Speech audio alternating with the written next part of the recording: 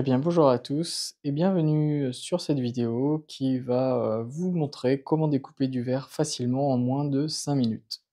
Pour couper du verre, vous allez avoir besoin de gants de protection, de lunettes, scotch de masquage, scotch double face, un marqueur, un mètre, une cale, des ciseaux et enfin le coupe-verre. Voilà, donc maintenant que tous les outils sont réunis pour couper le verre, eh bien, vous avez juste à reporter les mesures, que vous voulez. Donc là, par exemple, je prends, 20 centimètres, ça correspond à peu près à la moitié de la plaque et donc je vais vous montrer pourquoi, on a besoin de scotch de masquage. Alors le scotch, en fait, il va falloir le mettre sur la cale et ça permet juste de pouvoir enlever plus facilement le double face après. Si par exemple vous avez besoin de la cale plus tard pour faire autre chose, pour la recouper, vous en servir, enfin voilà, etc. Ça vous permettra d'enlever le double face plus facilement. Parce que si vous le collez directement sur le bois, si c'est un bon double face, vous allez galérer. Voilà, c'est juste la petite astuce. Je vais venir coller du double face, pas forcément sur toute la longueur parce que ça sert à rien. Là, l'idée c'est vraiment d'avoir quelques points d'accroche pour pas que lors de la découpe ça dérape, ça bouge.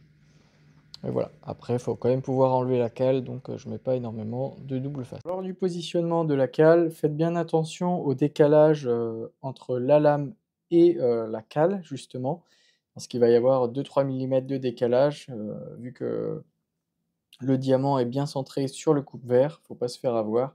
Donc là, par rapport au trait que j'ai fait, je me suis décalé de 2-3 mm. Voilà. Donc là,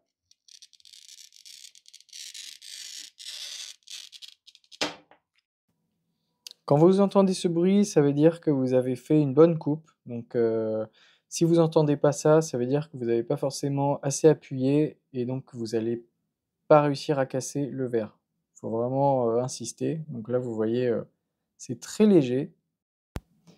Donc là, on voit bien la trace justement, effectuée avec le coupe-verre et ensuite l'idée c'est de se poser au bord du plan de travail. Donc là, très important, il faut mettre les lunettes justement au cas où qu'il y ait des projections de verre et donc ensuite on va venir, exercer une petite pression pour justement séparer le verre en 2.